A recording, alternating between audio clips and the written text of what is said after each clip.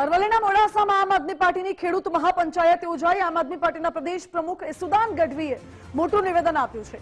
બધી સમસ્યાનો ઉકેલ એક જ છે, વિસાવદરવાળી કરવું।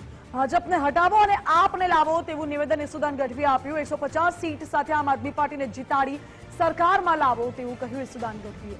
ઈસુદાન ગઢવીએ કહ્યું કે વચન આપું છું કે ખેડૂતોને ઉદ્યોગકારો જેવા બનાવી દઈશ, જો ન કરી શકે તો રાજકારણમાંથી સંન્યાસ લઈ લઈશ।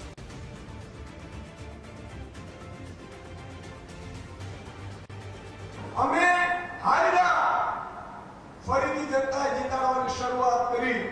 અમે હાર્યા તો મતથી આવ્યા છીએ, આ હિંમતથી નથી આવ્યા। હું વારંવાર કહું છું અને